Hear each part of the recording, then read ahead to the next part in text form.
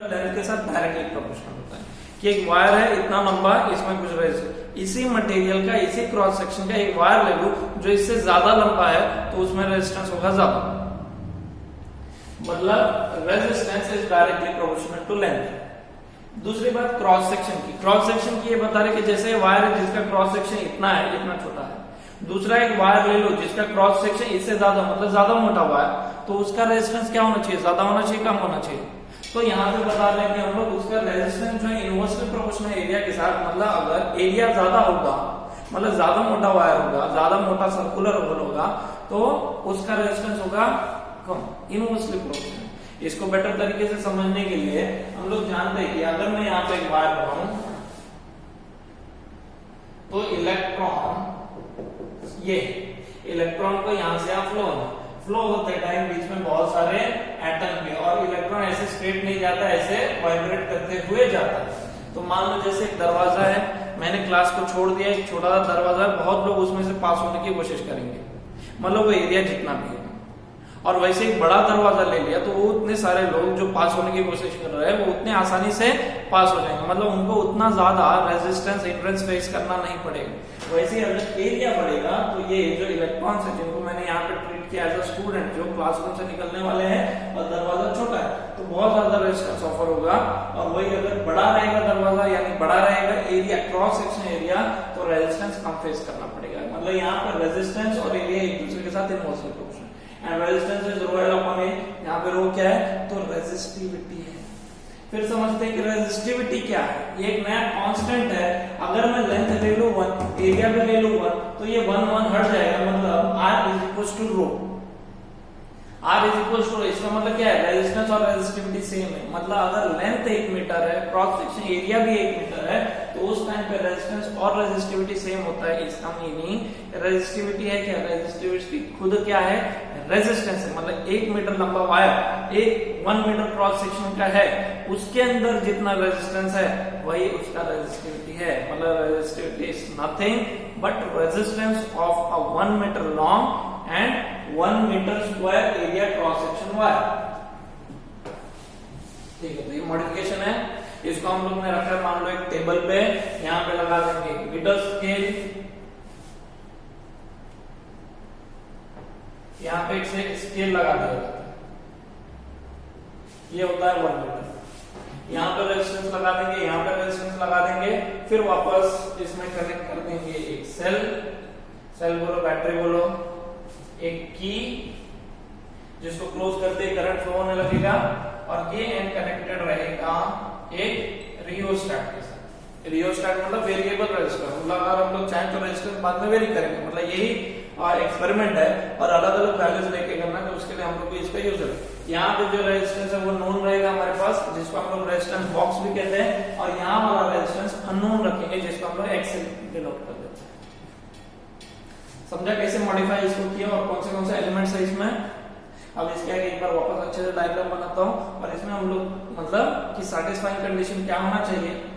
और कौन सा इक्वेशन फाइनली हम लोग मिलना चाहिए, और हम लोग कैसे वो इक्वेशन पे यूज करके वापस जो व्हीटस्टोन में जो प्रिंसिपल था कि 3 रेजिस्टेंसेस नोन रहेंगे तो अननोन रेजिस्टेंस हम लोग निकाल सकते हैं, वैसे यहाँ पे ये जो वायर है इसका लेंथ कितने पे वापस देख लो। तो ये जो सेल है, पहले एक बार डायग्राम अच्छे से बना लेता हूँ मैं।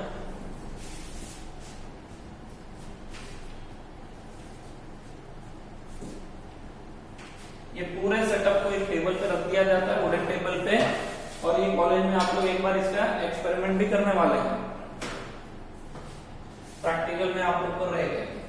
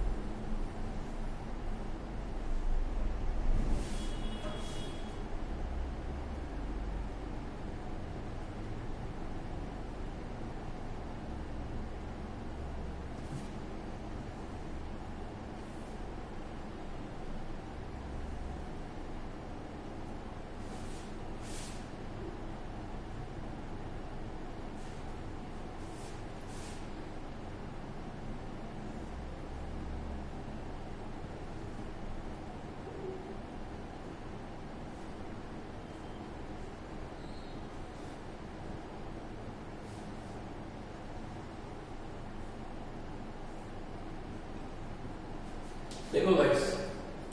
तो ये है रियोस्टेट,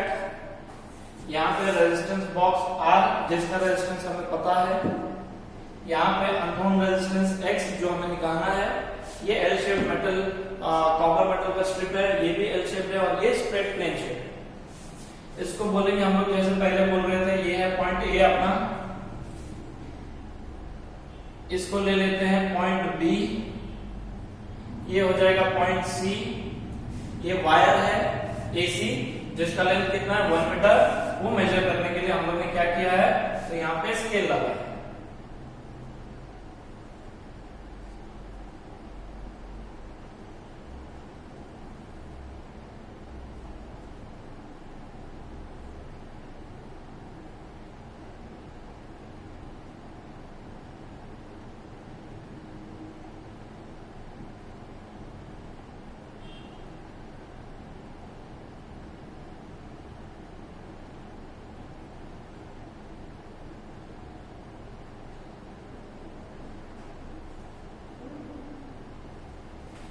ठीक है गाइस, यहाँ पे स्केल है 1 मीटर का, मतलब उसमें 100 सेंटीमीटर होंगे total, marking from 0 to 100। I hope सबको दिख रहा होगा। मार्किंग फ्रॉम 0 टू 100, तो ये है पॉइंट ए, ये पॉइंट बी, यहाँ पे है एक पॉइंट सी। याद आएगा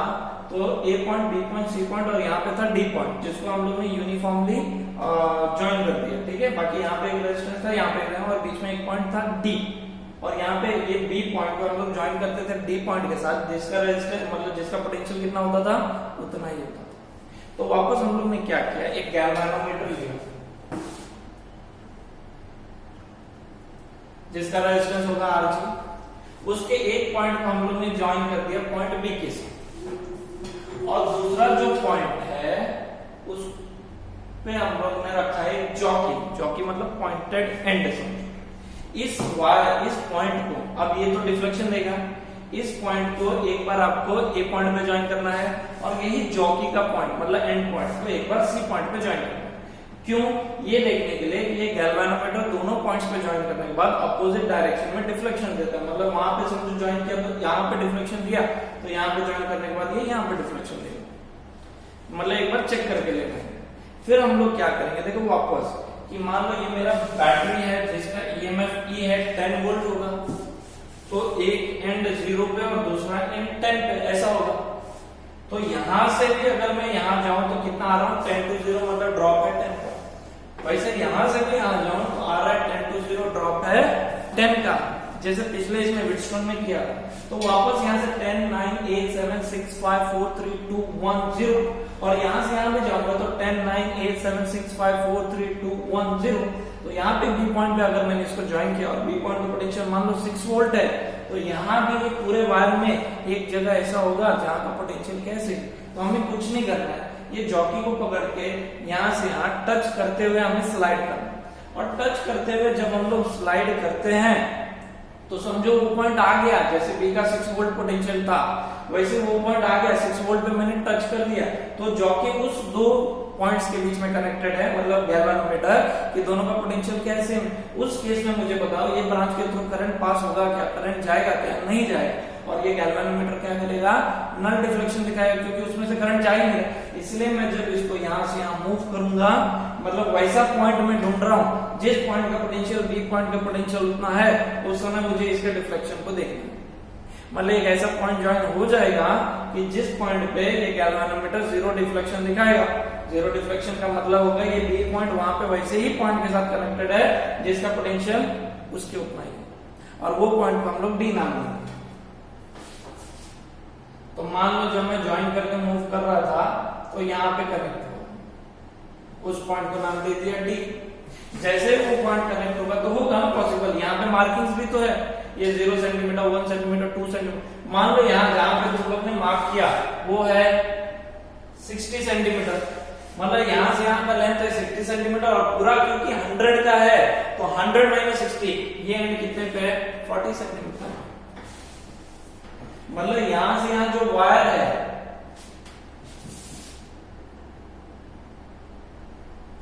यहां से यहाँ मतलब ये ए पॉइंट से लेके डी पॉइंट तक जो वायर है जिसका लेंथ 60 सेंटीमीटर है उसमें भी तो कोई रेजिस्टेंस होगा और वो रेजिस्टेंस मिलेगा हमें वही इक्वेशन से R is equal to rho l upon A, जहां पे रो है रेजिस्टिविटी, क्योंकि ये वायर पूरा ए टू सी यूनिफॉर्म एक ही वायर है इसीलिए ये एंड का रेजिस्टेंस रेजिस्टिविटी और ये एंड का रेजिस्टिविटी दोनों ही क्या है, सेम मटेरियल का है और मटेरियल का प्रॉपर्टी होता है रेजिस्टिविटी। तो दो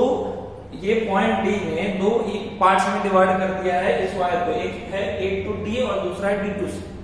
दोनों का लेंथ अलग अलग है, ठीक है, दोनों का रेजिस्टिविटी सेम है क्योंकि दोनों ही एक ही मटेरियल से बना है, दोनों का एरिया भी सेम है। एक वायर है, यहाँ कट करो या यहाँ कट करो या यहाँ कट करो, उसका क्रॉस सेक्शन एरिया क्या आएगा, सेम है। तो ये जो वायर है ए टू सी जो दो इक्वल पार्ट्स में डिवाइड, दो इक्वल नहीं अनइक्वल पार्ट्स में डिवाइड हुए, एक यहाँ का लेंथ और एक यहाँ का लेंथ, वो दोनों लेंथ भले अलग अलग होंगे लेकिन दोनों का जो क्रॉस सेक्शन एरिया है और रेजिस्टिविटी है सेम।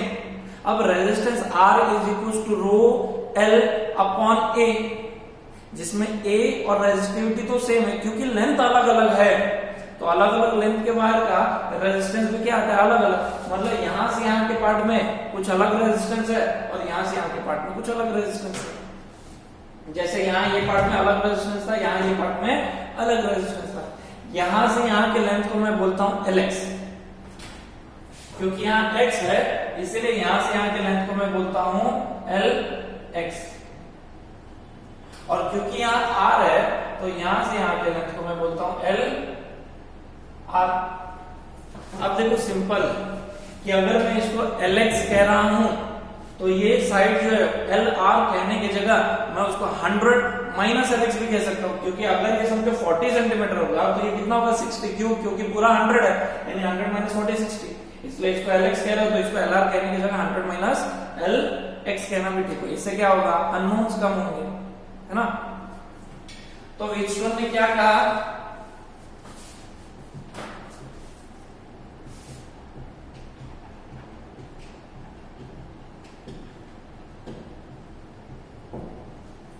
तो ये है मीटर ब्रिज। व्हीटस्टोन का क्या था प्रिंसिपल,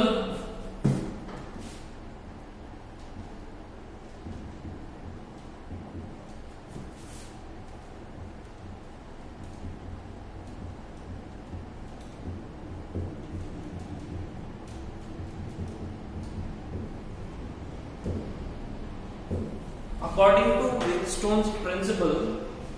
ठीक है, x डिवाइड बाय r, मतलब x divide by r will be equal to resistance जो d में d के पहले और रेजिस्टेंस जो d के बाद है, मतलब इतने लेंथ के बारे में जितना रेजिस्टेंस है डिवाइड बाय इतने लेंथ के बारे में जितना रेजिस्टेंस, यानी x by r will be equal to this by this, this by this will be equal to this by this, यानी x by r will be equal to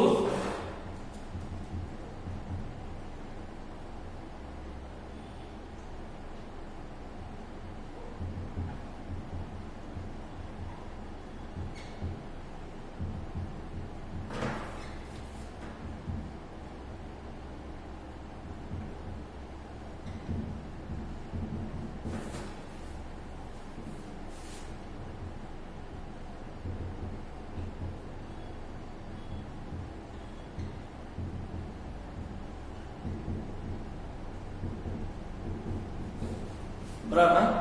तो according to Wheatstone क्या हो जाएगा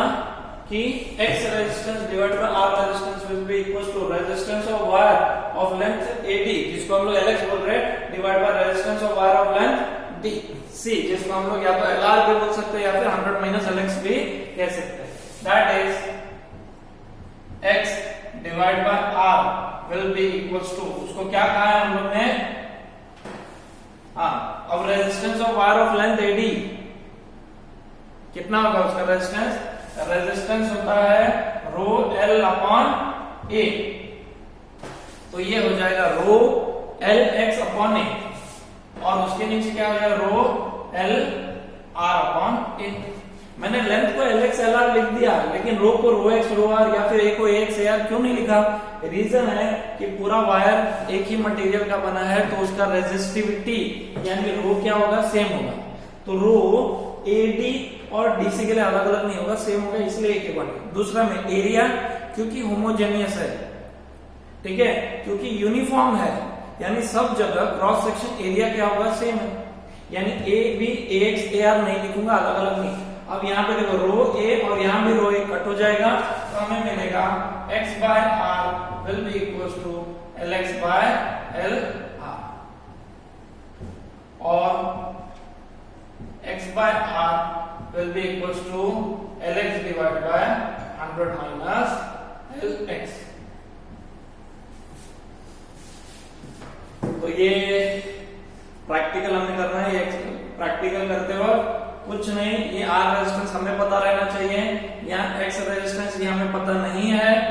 ठीक है। और जब मैं ये करूंगा तो मुझे बस ये लेंथ निकालना, मतलब मान लो यहाँ से मैंने निकाला 60 सेंटीमीटर आ गया, अब ये इक्वेशन में डाल दो कि X तो अननोन है, पता नहीं है, डिवाइड बाय R हमें पता है, वैल्यू डाला, LX कितना 60 सेंटीमीटर, तो LR कितना होगा 40 सेंटीमीटर, ये डाल दिए, इक्वेशन से हमें मिल गया रेजिस्टेंस। मतलब मान लो तुम्हारे घर में जो एक बल्ब ही ले लो, बल्ब है, उसका रेजिस्टेंस तुमको फाइंड करना है, तो कुछ मत करो, बस ये एंड पे क्या करो,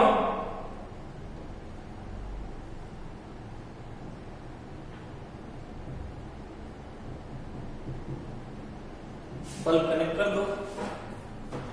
और सेम यही चीज करो तो बल्ब के अंदर कितना रेजिस्टेंस है तुम्हें पता चल जाएगा, समझे गाइस। ये पूरा इक्वेशंस लिख लो वापस, तब तक मैं रब करता हूं, और इसके बाद केल्विन्स मेथड देखते हैं हम लोग कि केल्विन क्या कह रहा है और वो क्या फाइंड करना चाहता है। वर्क तो वो भी व्हिटस्टोन्स प्रिंसिपल के ऊपर ही करता है, लेकिन वो फाइंड क्या करना चाहता है।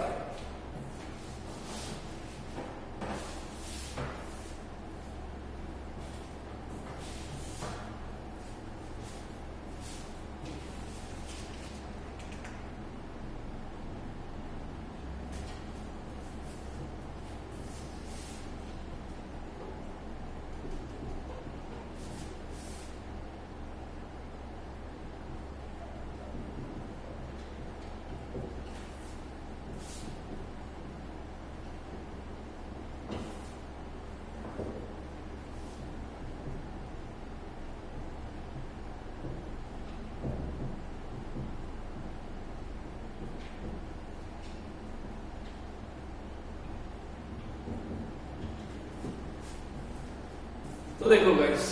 दूसरा है केल्विन का मेथड। केल्विन खुद गैल्वेनोमीटर का रेजिस्टेंस फाइंड करना चाहता है,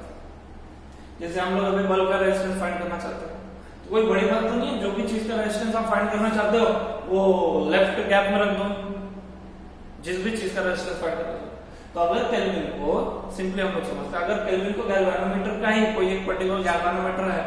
उसका रेजिस्टेंस अगर फाइंड करना है तो चुपचाप वो गैल्वेनोमीटर लाए और लेफ्ट गैप में कनेक्ट कर दे। ये वाले गैप का रेजिस्टेंस हमको पता है, यहाँ पे गैल्वेनोमीटर लगा है जो हम लोग नल डिफ्लेक्शन ये कंडीशन अचीव करने के लिए यूज करते हैं। बाकी ये लेंथ मेजर कर लेंगे क्योंकि यहाँ पे स्केलिंग है, और ये इक्वेशन में डाल के फाइंड कर लेंगे। लेकिन सुनिए, तो ये गैल्वेनोमीटर का यूज हम लोग किस लिए करते हैं, ताकि नल डिफ्लेक्शन यानी या फिर इक्वी पोटेंशियल दो पॉइंट्स हम लोग फाइंड करें। केल्विन ने फिर अलग क्या किया या फिर क्या अलग हो गया ऐसा, और क्यों पढ़ रहे हो? देखो सिंपल है, अगर तुम इसके ऊपर बहुत दिन स्टडी करते तो तुम भी आइडिया सजेस्ट कर पाते कि केल्विन कहता है कि अगर मुझे गैल्वेनोमीटर का रेजिस्टेंस निकालना है पर्टिकुलर, तो समझो मैं लेफ्ट गैप में लगाऊं, तो एक्चुअल में मैं यहाँ पे गैल्वेनोमीटर कितने यूज कर रहा हूँ, एक ये गैल्वेनोमीटर, एक ये गैल्वेनोमीटर, दो गैल्वेनोमीटर। वो गैल्वेनोमीटर का तो रेजिस्टेंस मुझे फाइंड करना है, इसीलिए लेफ्ट गैप में लगा,